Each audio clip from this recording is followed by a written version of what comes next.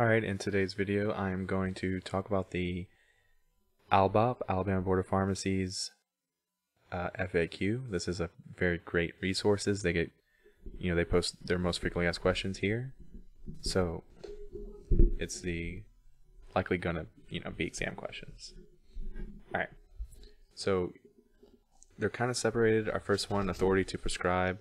Can certified nurse practitioners and physician assistants write prescriptions for C2 controlled substances? So this is Alabama. They can write prescriptions for C2 controlled substances as long as the following is met. Must be registered with the Board of Medical Examiners with a DEA number and have the practice registration amended to include C2s. Must have a current collaborative practice agreement. Must have an active QACSC, Qualified Alabama Controlled Substance Certificate, allows writing of C3s through C5 prescriptions. And they must have an active LPSP, Limited Purpose Schedule II permit. It's an extension of the Qualified Alabama Controlled Substance Certificate to include practice-specific C2 prescriptions. The permit number will be the same as the QACSC certificate number. So the medication being prescribed must fall within the practitioner's scope of practice and listed in the formulary set forth by the collaborating physician. In order to verify which C2s are allowed to be prescribed by a practitioner, you can visit the Alabama Board of Medical Examiners website, which is albme.org. Next question, can certified nurse practitioners and physician assistants write prescriptions for C3 through C5 controlled substances? So we kind of just answered that, but according to the Alabama Board of Medical Examiners and Medical Licensures Commission of Alabama, them certified nurse midwives, nurse practitioners have authority to prescribe controlled substances in Schedule 3, 4, and 5. The board will also act certifying board and issue the QACSF certificates in much the same way that physician assistants are issued this. That is, a nurse practitioner or midwife in a collaborative agreement with a physician may apply for the certificate to prescribe controlled substances in Schedules 3, 4, and 5 without a collaborating physician's review or signature, provided such is agreed to the collaborative practice agreement. So to qualify for a controlled substance certificate, the nurse practitioner and midwife must be in a collaborative practice with a physician who holds a valid, unrestricted Alabama controlled substance certificate, submit documentation of attendance at an 8-credit board-approved course entitled Prescribing Controlled Drugs, plus attendance at 4 credits of Advanced Pharmacology and Controlled Substance Prescribing Trends. These courses become available recently. Provide documentation of a minimum of 12 months of active clinical practice pursuit to be approved collaborative. Once the required information is submitted to the medical board, the applicant must submit a form to DEA. DEA will confirm with the Alabama Medical Board that the person is approved for authority to prescribe controlled substances and will provide the nurse with a DEA number. So look for the nurse's DEA number on prescriptions you receive from the nurse.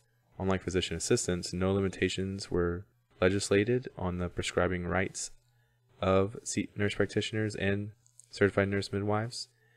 There is not a limit on the number of doses prescribed or the number of refills allowed other than those already in the law for physicians.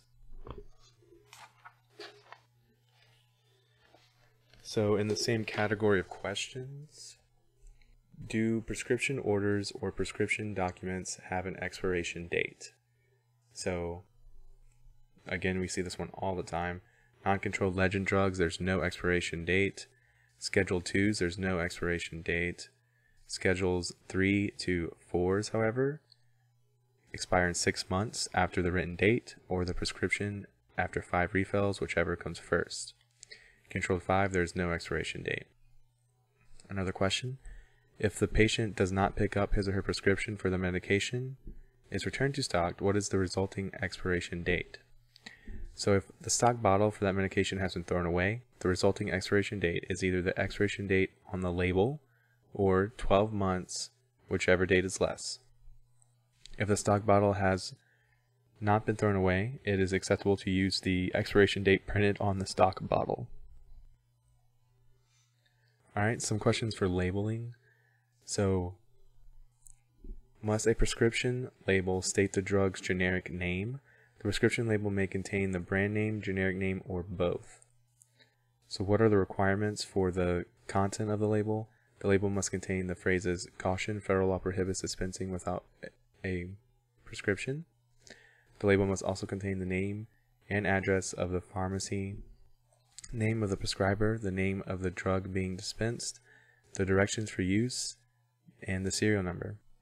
So what should be on the label of a prescription for labeling? The following is required on that label according to ALBOP: name and address of the pharmacy dispensing, serial number of the prescription, date of the prescription, name of the prescriber, name of the patient, name and strength of the drug, directions for use, appropriate cautionary statements such as "do not take with food" or "shake well," the expiration or discard date, the filled by or dispensed by with at least the first initial and last name of the dispensing pharmacist. Alright, so for prescriptions that are e-prescribed, may a pharmacist process Schedule 2 through 5 prescriptions using e-prescribing? Yes, assuming the proper requirements for proper e-prescribing have been met. What are the record requirements for e-prescribed controlled substances? All records must be backed up daily and stored for a minimum of 2 years. What are the options for prescribers to be credentialed? The prescriber must be credentialed. The prescriber must use 2 of these 3 credentials: a password or response to a challenge question, a biometric such as fingerprint or iris scan, a hard token such as cryptography module. The act of applying the 2 credentials ensures the legal electronic signature of the prescription. The software should not permit the transmission of the controlled e-prescription unless the prescription is properly signed by a credentialed prescriber using the 2-factor system. So if you're using the system, you get an e-prescription, you know it's from the prescriber, so this will allow all of your controlled drugs. What are the software requirements for e-prescribing controlled substances? The software used by the prescriber and software used by the pharmacy must be audited by a third party, and that third party must be approved by the DEA. In the situation where the prescription has been digitally signed by the prescriber using his or her private key, the pharmacy software must be able to apply the prescriber's public key to confirm that the prescription was in fact signed. The software must check to verify that the prescriber's digital certificate is still valid and has not been revoked. Otherwise, the software must be able to read and or display the transmitted flag indicating that the prescription was signed. The software must retain the full DEA number of the prescriber. On receipt of a controlled substance e-prescription, the software must digitally sign the prescription. The digitally signed prescription must then be archived by the software. The pharmacy software must have logical access controls to restrict access by name or role. The software must store all applicable dispensing information, such as the number of units dispensed.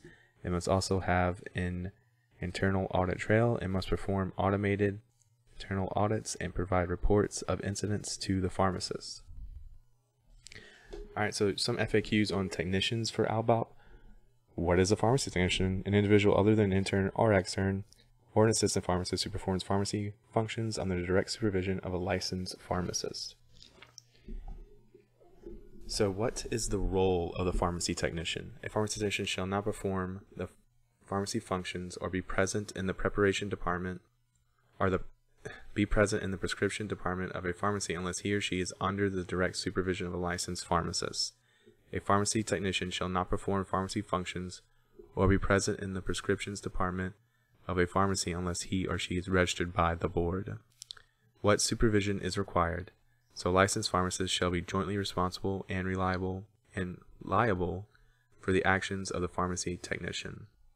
What are the continuing education requirements for a pharmacy technician? So in addition to any other registration requirements, a pharmacy technician shall complete 3 hours of continuing education annually, of which 1 hour shall be live. So that's 6 hours, 2 live needed in 2 years when they actually renew. If a technician chooses not to practice as a pharmacy technician any longer, are they required to keep their license current? No. However, if that person wants to re-enter the pharmacy technician field in the future, they'll have to pay back the fees plus penalties to get their license current. The person is not able to re-enter the technician profession using new technician application. So if a technician registers for the first time, anytime in the calendar year, they are required to obtain the full 3 hours of continuing education in the first year? No. They will be required to obtain the full 3 hours the first full year of registration. Can a technician carry over continuing education hours from one year to the next? No. A technician must obtain 3 hours of continuing education each year, with 1 hour lasting or being a live credit hour. Credit hours must be earned each calendar year, so they cannot be rolled over. When does a technician need to submit for a renewal registration? Technician renewals are biennially on odd years, so the opposite of pharmacists, where we do even years.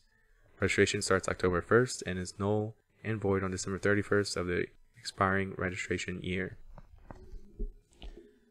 Alright, that was part 1. I'll post part 2 next.